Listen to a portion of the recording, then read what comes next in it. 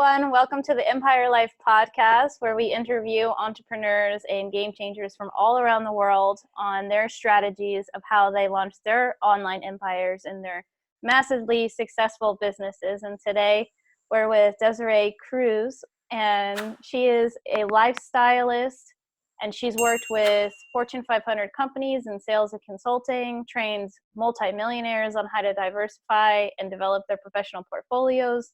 She's launched several of her own businesses and is a mother to two energetic young boys. And now she guides the same types of high-achieving professionals to remove internal blocks that prevent them from their zone of excellence and live from full abundance, to create a lifestyle that they want to live instead of one they feel that they have to live, finding more self-love, more joy, more connection, and more wealth than ever before. And I'll hand it over to her to intro herself a little bit more. Hi. So you're reading the intro and I was like, oh, and then it's like, yes, that's all the professional stuff we were just talking about. And really, we were just talking about how my calling started so much earlier than that. And it really started outside of the idea of business. And yet the calling and the business are very much attached to each other. And so when I talk about my purpose and my calling and like really what I want to do with my business and what I want to do with my gifts that I've been given and this life experience that I've had is to actually help people get more in touch with we were just talking about orgasm, their orgasmic life, that essence, that excitement, that place of like creation and joy. And to live an orgasmic life, yes, you do. You have to have like more self-love. You have to have more joy in your life. And for a lot of people, that means getting rid of those blocks and fears and past traumas that keep us from having those things, that keep us constricted, keep us tight, keep us tense and gripping to what we think we should have or what we should have, what we've been told that that's where we're supposed to be going, instead of really listening to our own intuition and listening to our own self, like the talk that we give ourselves, and then going from there. And if you're a spiritual person, that also means listening to your spirit guides, your higher power, your God, like whatever it is. But it is that just internal voice that speaks to us all the time. And so working with those professionals, a lot of times sex and business get combined because they're very much attached. Like money and love have a very similar vibration. And if you don't love money, or if you don't like love yourself, then the money's not going to come. So like those things are very intertwined. And so that's a little bit more of kind of what I do. It's but ultimately the goal, or I would say the outcome, is to have people be more in alignment and have more self-love so they can have more of what they want in their lives. Exactly. Amen. I agree with everything you just said. And I heard a quote recently the other day from a sex coach I think it was on Instagram, and she's also going to be on our podcast coming up in a few episodes. And she was saying how you have sex is how you do everything. And I was like, fascinating. Yeah. Because it does tend to bring up, and also you're launching, which is an amazing topic and title, Taboo Talks. So like, I would love for this to be somewhat of a taboo talk too, right? Because it is to dive deeper into how we do sex is how we do everything. It brings up all of our insecurities, all of our past traumas when we're there completely exposed. We're wanting to connect with someone on an energetic level, and a lot of times we're not quite achieving or mastering that of how we want to connect with someone, and we may not even be realizing how much we're connecting with someone. There's so many things come up for us that are not talked about, that we don't know how to phrase in our languaging, a lot of times don't even know how to communicate that to the other person. Are you open to dive deeper?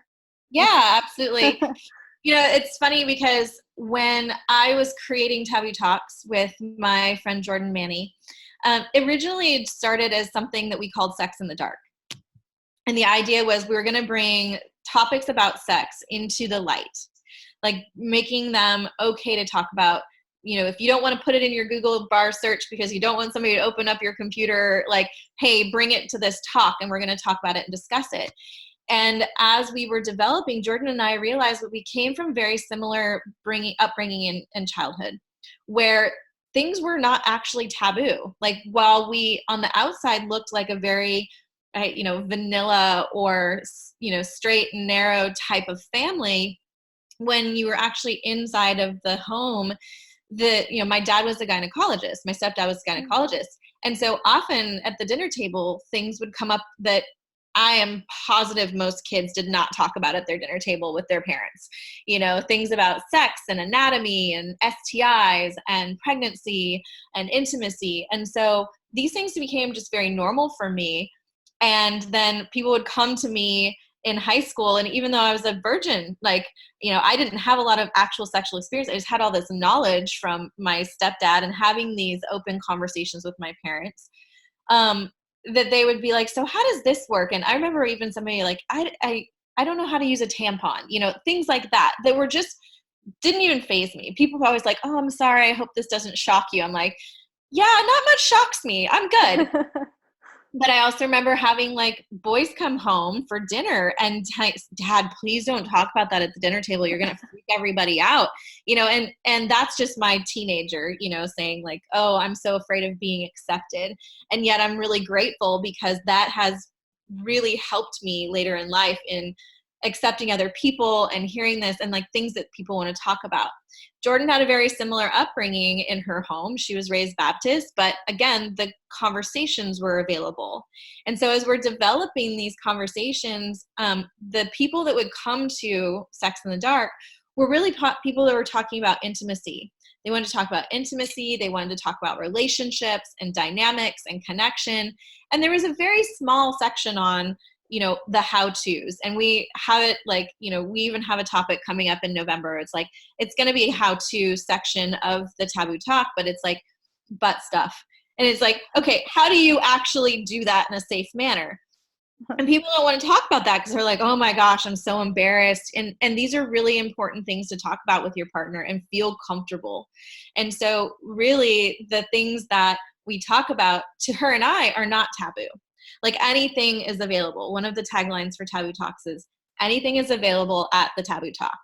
And that means that you can bring we don't yuck another's yum. Like if you've got a kink or a fetish, like bring it. We're not going to like shame you. It's okay to talk about that. And part of that is just that I believe that if you're in integrity with yourself, there really isn't a lot of secrets that you could have. If you're always operating within integrity of yourself, if you're coming from a place of curiosity, if you're coming from a place of love, then there is no taboo. It is just being an acceptance of yourself, being acceptance of other people. And so at the Taboo Talks, like that's what we want to bring to the table, is bringing up some of these topics that people don't normally want to talk about because they're so afraid.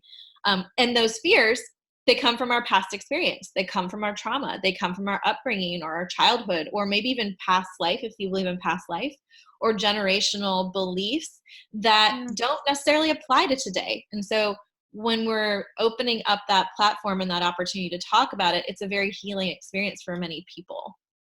Oh, I imagine having that, or that container, you're holding a really safe, it feels great kind of container that they can fully express themselves in, that they don't have other places they may not even have in their own relationships. And like, speaking of butt stuff, I've had several friends that will throw out there and it's spontaneous in our conversation. They're like, I'm not doing butt stuff. No way. And I'm just like, I don't know. You might change your mind eventually. They're just like, no way. They're married even. It's like, I already told my husband that's never happening. And I'm like, okay. It's one of those things I feel people need to discuss. This is what this means to me. This is how it will feel. This is what I'm open to doing. This is what I'm not open to doing because of this. I mean, what's your opinion on that? Well, I think in that specific topic, what's really funny is that it's not, it's never an accident. Like that's always a conversation. Just the way that our anatomy is built, it's never an accident. So it's good to like actually have that conversation. And I think also to release some of the fear behind like, what does it mean if that's what I'm into, or if that's what's like brings me pleasure? You know, our body is capable of pleasure in a lot of different ways, and that could be one of them. And one of the, Abraham Hicks says, you don't like, you have to not know, or something about like what you don't know or what you don't want often leads you to what you do want. And until you know what you don't want, sometimes you can't know what you do want. And so when we're talking about anal sex or other kinds of kink or other kinds of pleasure, or even just like, I want to have sex every single day, or I only want to have sex once a month, you don't discover those things until you start having that conversation first with yourself of like, what do I like? What am I into? What am I curious about?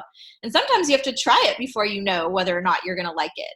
And I think that's when you're talking about with your friends, it's like, oh, I've said, no, that's not going to happen.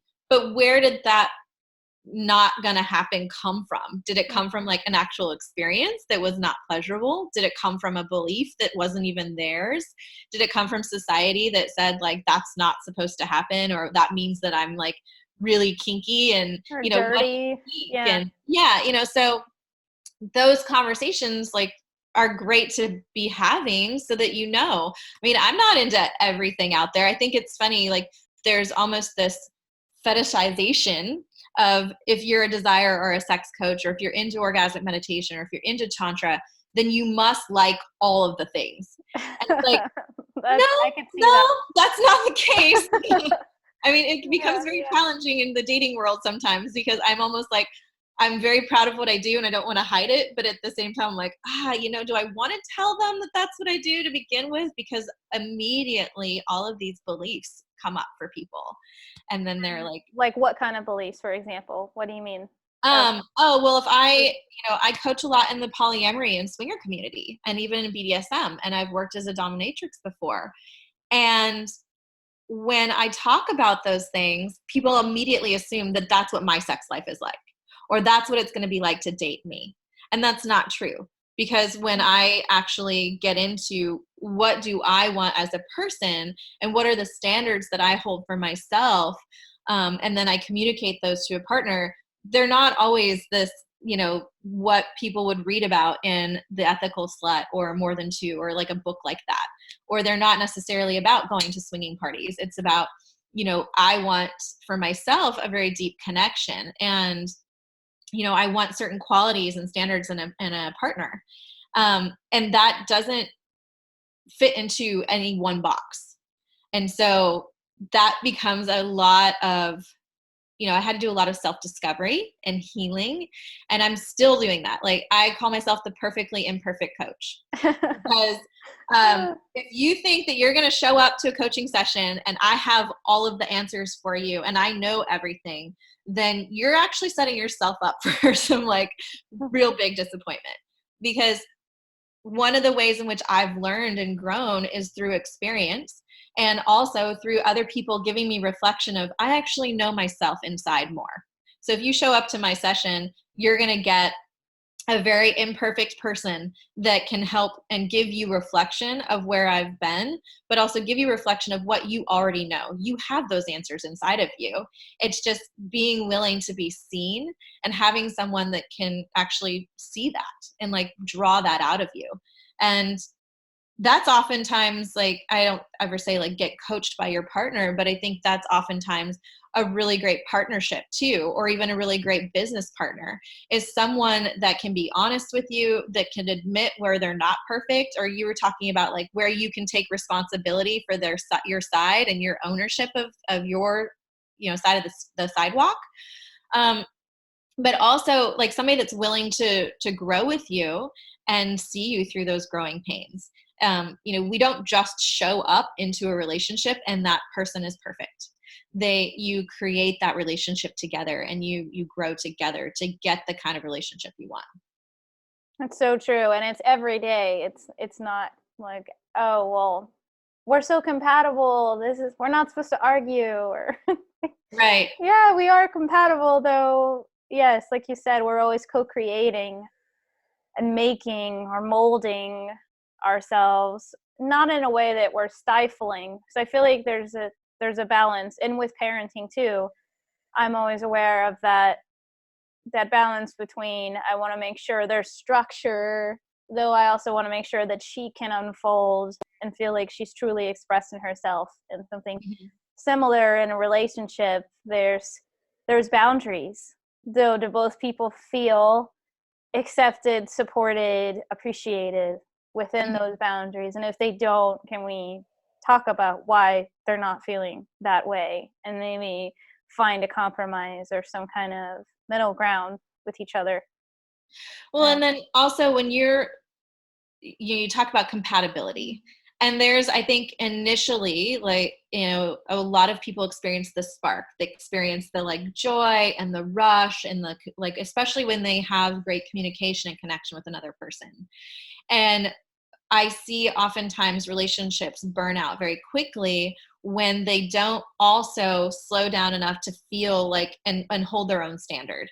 So, you show up and you're like, oh my gosh, he's perfect. This is the perfect person. They meet all the standards that I wrote out on this piece of paper that I believe in. And I've got that. Like, I have my standards, right? And they are on a piece of paper. Thank you, Erica Vargas. We did the man menu. And it was like, yeah, I've got these standards.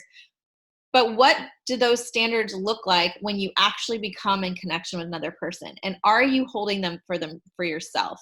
Not actually expecting them to hold them. So, if one of your standards is physical touch, and you really enjoy physical touch in relationship, another person is just like, you can hit all the other places, but you're like, oh, I'm not true to myself if I'm going to be in a relationship where I'm not getting this particular need met.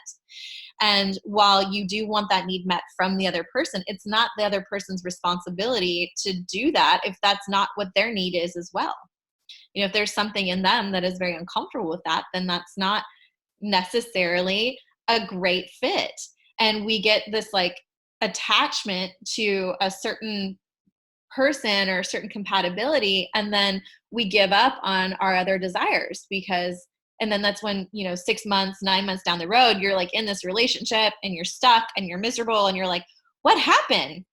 Well, you as an individual didn't hold up to the things that you wanted and like what you desired. You let go of the lifestyle that you were looking for. exactly.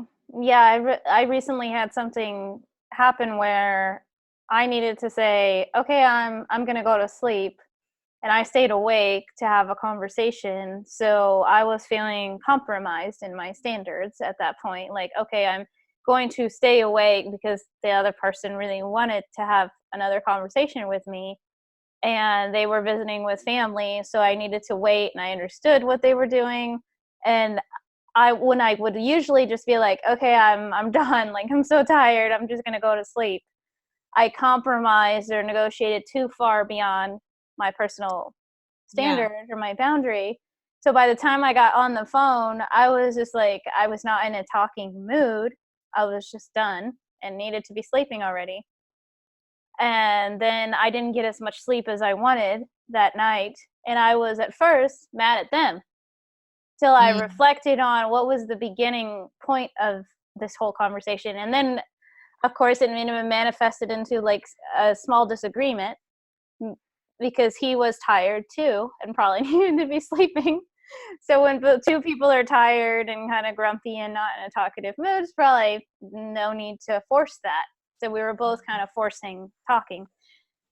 And the next day I said that, like, I didn't follow through with my personal boundary of how much I know I need sleep. I know that already, and I needed to just go to sleep. So can you please, be patient with me on that too, that the next time that was to happen, and understand, I'm gonna tell you, hey, I need to just go to sleep. Like, I would love to talk to you, totally in my intention that I love having conversations with you, and I'm not gonna be present probably because I know that I need to be sleeping. And Yeah. I would really love for you to honor that, and it understanding my side, like you were saying, and then his side of, yeah, I was also really grumpy. Like him honoring where he was coming from too. I was super tired. I probably brought up things that were the wrong time to bring those up. I could have brought those up the next day, and you weren't in a space to receive what I was bringing up. And him honoring that, and then us both like, okay, we're gonna do better next time, right? Right. Neither one of us are perfect, but it did come back to me not really being in that standard, I mean, on my side. And him Hmm. also following through with that there's a promise we're not going to bring stuff up that can be a sensitive topic or can be a maybe a long-winded, more important topic right before we sleep because it Right. tends to get our brains going and we're in a process of unwinding before sleeping. So he also didn't follow through with that promise or forgot or so Mhm. we're both gonna like do better the Well, next and I think that that's good too. Is like, okay, we're both going to do better. You know, yeah. people aren't perfect. It's not going to be, if you have absolutely no conflict in your relationship, then you probably aren't growing. And that is just the reality of it, that there are going to be challenges that people, as you become more intimate and deeper into knowing yourself and knowing another person and then being in connection with that, there's going to be things that are triggered or that are brought up that you might not experience in just like a regular friendship because they don't touch the same buttons. And it's being able to see when those buttons are touched and then like either doing it in connection, or I like to say like go to a coach and take care of the mess and then bring the message back to your relationship so that and that's a perfect, an ideal world of every single argument you have, you're going to come to it grounded and responsible and take ownership and fully resourceful. Yeah, it's bullshit. But if you have the intention of like, hey, I'm going to go somewhere else, and I don't necessarily think that your best friend is the best place to do that, because sometimes our best friends want to like collude and they want to, take you down the rabbit hole. And so it doesn't actually serve you, and it doesn't actually help you see what's happening when they're going on that ride with you. So if you have somebody that like you can talk to that's like, hey, I'm really into an intimate relationship with this person, I need some tools, how do I communicate this with them, that's really the ideal situation. And then being able to practice that, like Mm-hmm. seeing every single time when you get in a fight and maybe you withdraw and they provoke you and poke at you, and you be able to like start naming like, hey, so I noticed that we have this pattern, and when I need space you come in after me, and that doesn't really work very well for us. And so when I need space, I can say I need space, and can you give me that space until I'm ready to come to the conversation more resourceful, more grounded, and then it'll be more productive. Like obviously this is a topic we need to talk about, but can we do it so that it actually serves both of us and our connection rather than creating a big like explosion? A lot of people love to create connection with explosions. Yeah, they do, or with poking like you said, and oh well Mhm. that didn't get an explosion, let me find something else, let me poke there, let me poke there. Right. And it's this like Yeah. counterintuitive like thing that we do when, hey, I want to be closer to you, so I'm gonna like poke at you. And really it's just, hey, can I have like 5 minutes of cuddle time on the couch? Or can we go have dinner? And instead we make these like flybys to our partner of like, oh, we never get to sit on the couch. Well, Exactly. behind every complaint is a desire. Like, there is a desire underneath that. Like, we never get to sit on the couch. And what they're really looking is for connection. But the we never get to sit on the couch is not going to get you to the couch. True, or they may be feeling a little insecure, which is totally okay, and they need to hear one sentence of something really sweet, or they need to hear what you appreciate about them. And instead of asking, well, "What do you appreciate about me?" they're like, "I'm feeling disconnected from you. Are you talking to other people?" Or something just like Right. really snide, and you're like, "What? Yeah. And so, Uh, like, no." when I hear that, oh, you don't feel safe in the relationship to be able to tell me what you need right now. So what is it that like you need, and how can you feel safe there? And sometimes that's just like the safety is created within. it's not always about the other person's actions and like, you know, they didn't create an unsafe environment. You co-created that, but it's, you know, what did I do to create an unsafe environment for myself? Like, oh, I wasn't telling the truth enough, like, or I wasn't expressing myself enough, or I wasn't open to like being heard. And so then when it does come down to actually like you expressing those insecurities, you've created this habit, and then that creates a lack of stability and unsafeness in the relationship. And it, you know, it happens.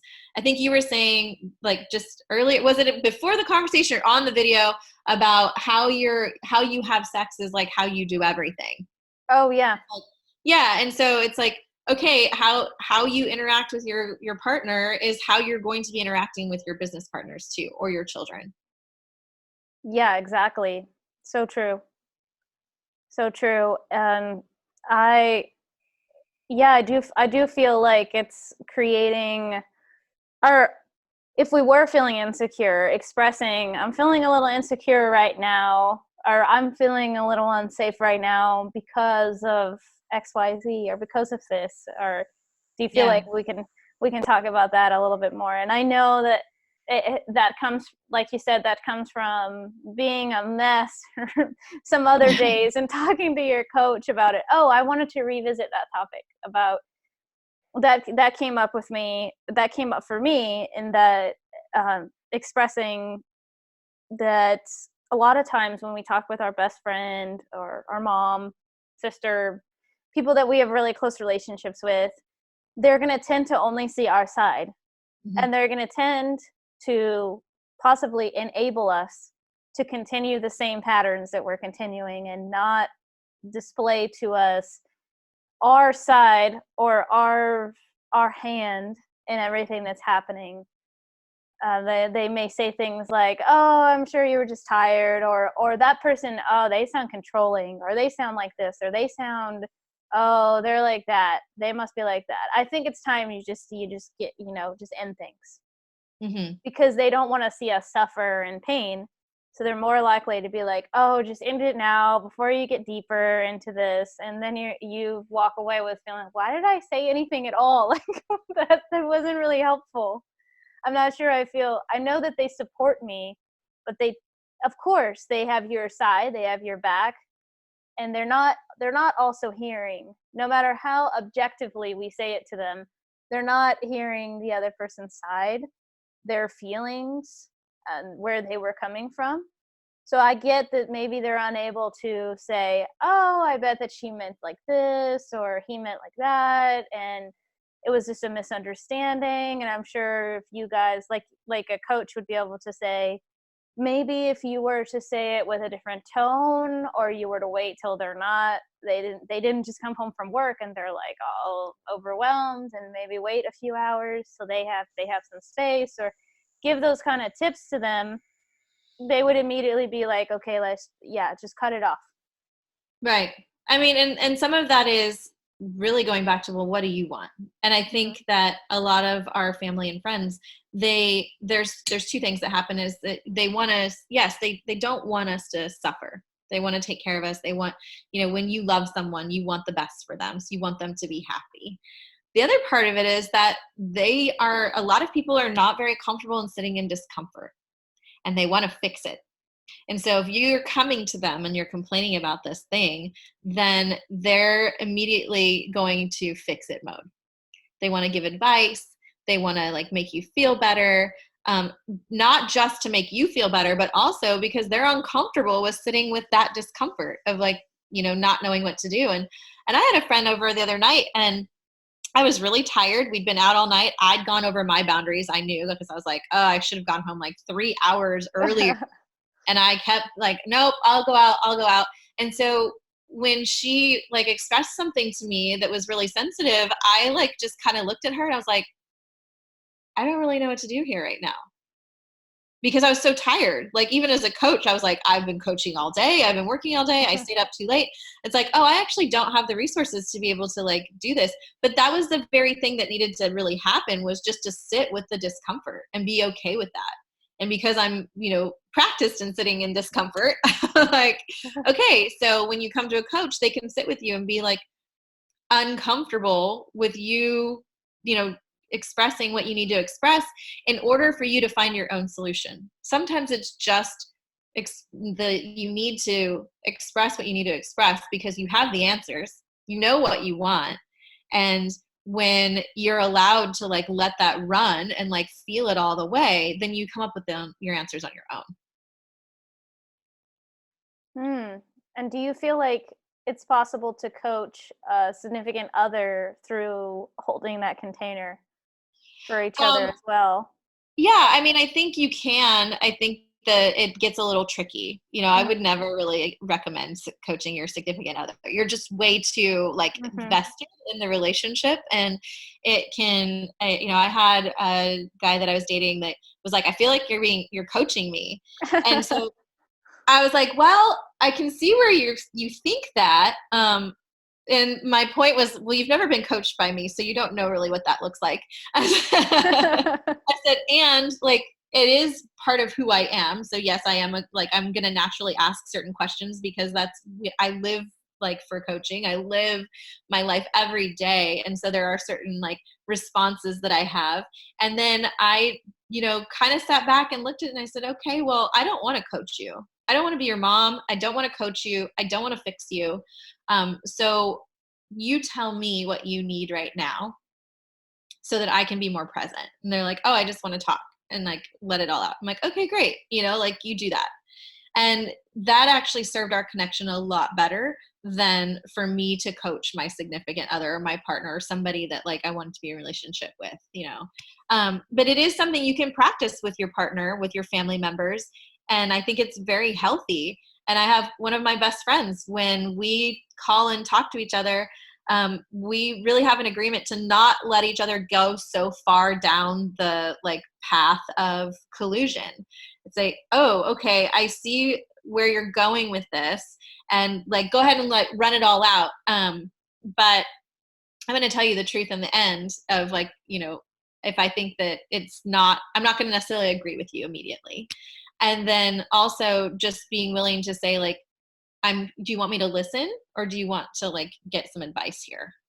Because I think that that's really important. But being willing to sit with someone in their discomfort is a really great skill to develop, whether you're coaching them or not. I definitely agree. I do see that coming up for couples as somewhat difficult to, especially related or with a more masculine expressed person, because I feel like the masculinity goes into, oh my gosh, they're uncomfortable. I need to fix this. Mm-hmm. Or I need to offer feedback. So part of my communication, I often say, right now, I would really like you to listen. Mm-hmm. I do not want your feedback right now. Like, I'm very clear, not in a mean way, but like I will not respond well to feedback right now because I'm too emotional to receive it. I'm just not in a place to receive it, And that's even actually if really it's great. I yeah. tell men and or the masculine mind a lot that it's like you are actually doing something by doing nothing. By sitting still and listening and not fixing, you're actually doing something. And that helps them because they Mm, want to do something. They want to fix it. They want to help. They want to rescue. And learning to not rescue someone from their own problem is, our society teaches people to rescue a lot. They raise a lot of little white knights that, oh, there's a problem, I'm going to go solve it.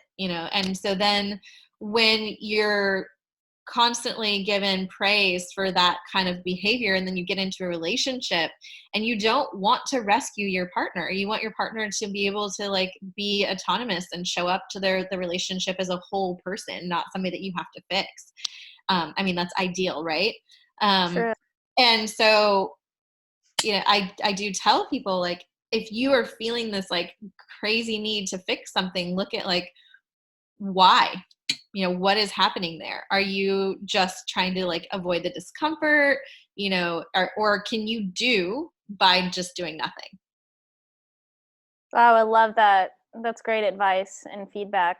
And I do feel I have recently had a conversation related to that, that he needs to feel needed. Mm-hmm. So it's not even if you're doing something or you're rescuing someone or you're doing something for them, it may be coming from a place before even asking them what they need. Like you're just jumping to it, and it may be coming from, if I'm not needed, I'm I'm nothing, or I'm like, if I'm not needed by somebody right now, then I'm not the full potential of myself, or I'm not really myself, or you know what I mean? I don't have a job. Yeah. Yeah. I look at it sometimes. I had this like big epiphany when my boys were 2 and 4. And that when I left them by themselves, they were okay for a little while, but then they would create like a fight or a disaster or a big mess, because then they had my attention, one, and two, they had a job. And I realized that if I gave them a job to begin with, and I helped them feel useful, and I helped them to feel connected to me, and we did it together, there were a lot less fights and there were a lot less messes.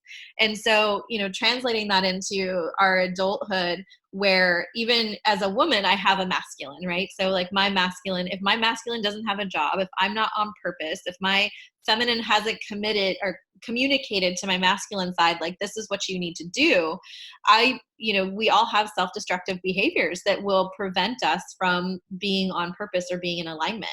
And then in relationship, what that looks like is, if that's great, is like, he says that he needs to be needed. Like, okay, so what does that look like? What makes you feel needed? Because that's where communication can break down too. If Because what makes me feel needed, it may be very different than what my partner needs to feel needed. And that's not rescuing, Mm-hmm. that's open communication and being able to create more stability, more safety, more intimacy.